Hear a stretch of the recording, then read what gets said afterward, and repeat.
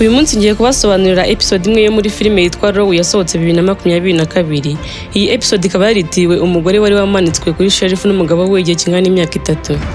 Filime itangira batubwira inkuru y'umwana muto witwaga Amelia wakundwaga na nyina cyane ndetse akamwitaho cyane kuko uyu mwana yari mwiza. Nyina yakundaga kumusiga ibirungo by'ubwiza, akamusiga makeup z'amoko yose ndetse akamujyana mu birori by'ubwiza n'iby'imideli. Ikindi nyina yakundaga kubwira uyu mwana ko iyo aza kugira amahirwe yo guhitamo hagati y'ubwiza n'ubwenge ari guhitiramo umwana w'ubwiza.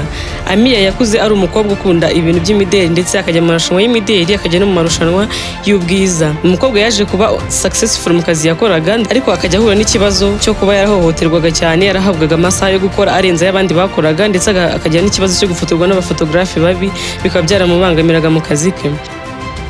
Ijoro rimwe bari mu marushanwa y'imideli nibwo yaje guhura n'umuhungu wari mwiza cyane witwaga Harry ndetse umuhungu akaba yari umukire, baza gukundana ndetse bajya no kubana ariko babana batarakora ubukwe. Mu gitondo kimwe Amelia yaje kubyutswa n'urusaku yumvaga ruturuka muri office y'umugabo we Harry, asohoka ajya kureba icyaba cyabaye muri office y'umugabo we.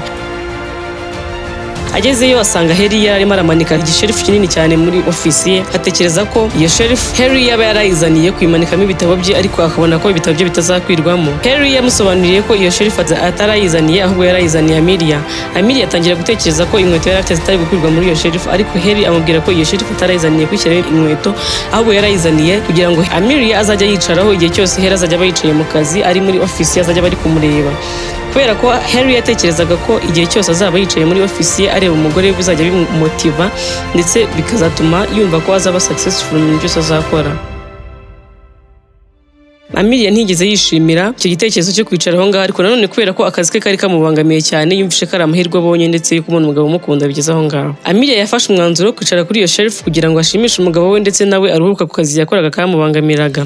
Harry yamufashije kurira kuri iyo shelf ako kanya. Amelia aragenda yicaraho, Harry aragenda ahagarara imbere ye aramwitegereza, arangije aramubwira ati iyi niyo shusho ya mbere cyangwa se ifoto ya mbere mbonye nziza kandi yerekana ubuzima bwiza. Harry yasezeranyije Amelia ko azamwitaho ndetse buri kintu cyose azakenera azakimuha kuko yamukundaga.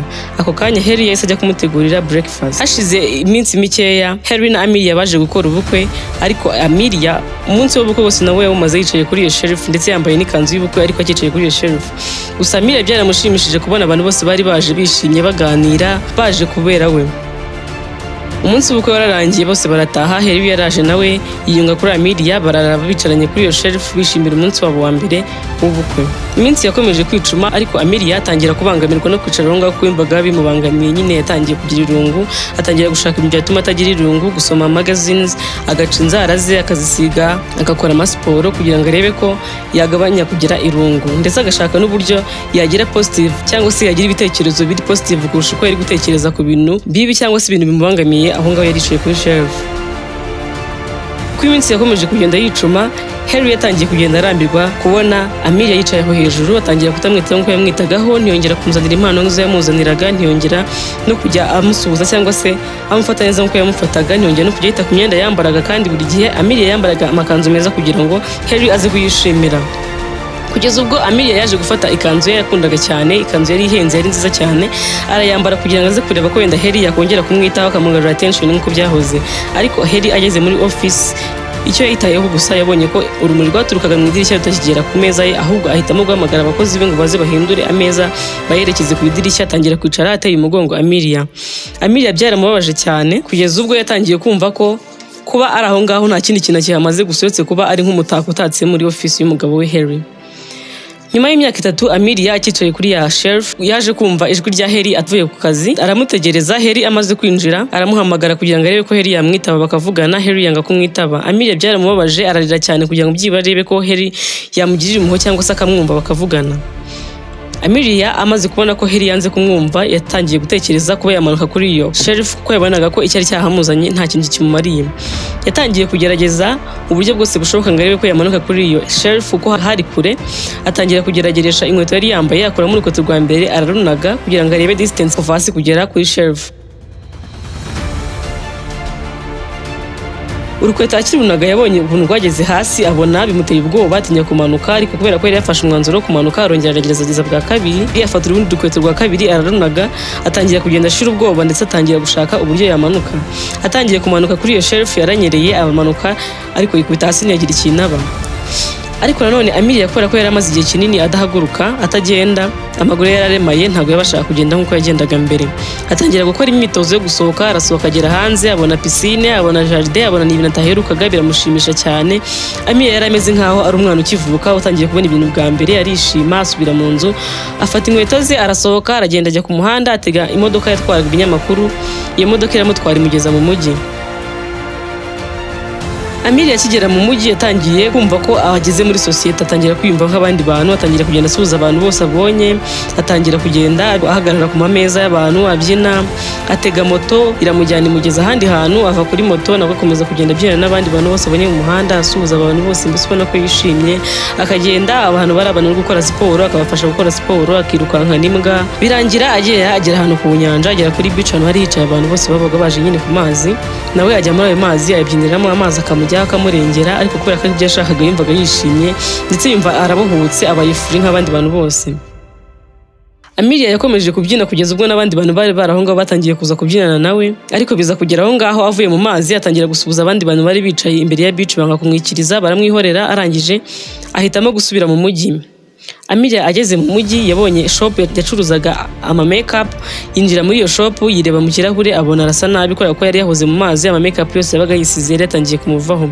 Afata amasample ya makeup yari aho ngaho, atangira kwisiga, arongera asa neza nk'uko yasaga. Umukozi wakoraga muri iyo shop yaramubonye, biramutangaza. Uwo mukozi yitwaga Jordan, amubaza ukuntu yabashije gukoresha izo sample zari zihari kuko ntago zari makeup zuzuye, ariko akaba asa neza. Jordan yatangiye kumubwira inkuru y'ukuntu we iyo agiye kwitera makeup bimutwara igihe kinini kugira ngo ase neza. Nyine biramutungura kubona Amelia abikoze agasa neza. Jordan yatangiye kubaza Amelia niba yaba ari umu makeup artist cyangwa se yasanzwe asiga mu makeup, ariko Amelia we amubwira ko ari umutako watakirwaga abakire kugira ngo bawurebe gusa. Jordan ntabwo yigeze amuhakanya kuko yumvishe ko ari amahitamo, yemeraga ko buri muntu wese agira amahitamo yo mu buzima. Batangira kuganira ku nkuru zigiye zitandukanye. Amelia nawe atangira kubwira Jordan ku nkuru ya nyina ajyaga amubwira ko hagati y'ubwiza n'ubwenge nyina yakundaga guhitamo ubwiza, ariko Jordan we amubwira ko iyo aza guhabwa amahirwe yo guhitamo ibyo bintu yari kubitamo byose. Barakomeza baraganira kugeza ubwo Jordan yaje gusaba Amelia ko hari ikintu yagura muri iryo duka, kubera ko Jordan yari umukozi wo muri iryo duka, ariko Amelia kubera ko nta mafaranga yari afite aramuhakanira, amubwira ko azamugurira ubutaha. Amelia yatashye asubira mu rugo. Ageze muri ya ofisi y'umugabo we Harry, yitegereza ya shelf yari amaze imyaka 3 yicayeho, atangira kugira ubwoba, atekereza ko ashobora kuzayisubiraho. Byatumye afata umwanzuro wo kuyisenya. Arayisenya kugeza yose ishizeho, yumva araruhutse mu mutima we, yumva abonye amahoro. Hashize umwaka Amelia yaje gushinga shop yiwe icuruza ama makeup, kugeza ubwo atigeze yibagirwa na shelf yabayeho yicayeho imyaka 3 yose. Ageze muri shop ye yongera kubakamo iyo shelf akayicaraho, kuryo umuntu wese winjiraga mu iduka rye cyangwa se muri iyo shop ye yasangaga ahicaye. Abagore n'abakobwa bahoraga batonze umurongo kuri shop baje kugura ama makeup, ndetse baje kureba umugore wari mwiza ndetse ari na successful. Bibaza ukuntu umuntu ashobora kuba afite ubwiza ndetse akagira n'ubwenge kugeza aho abasha kwiyubakira shop nk'iyo ngiyo. Amelia yakundaga kuganiriza abakobwa n'abagore abumvisha ko bagomba gutinyuka ndetse bakamenya ko ikintu cyose gishoboka. Abakobwa n'abagore bahoraga aho ngaho baje kugira ngo bumve izo nama za Amelia ndetse no kwita ku bwiza bwabo, kuko yari yarabumvishije ko ubwiza n'ubwenge bigomba kujyana kandi byose bigashoboka. Ndibuza aho gukora subscribe ari ubuntu, kandi mukamudushyigikiye mukatera n'inkunga tugakomeza gukora video mwiza.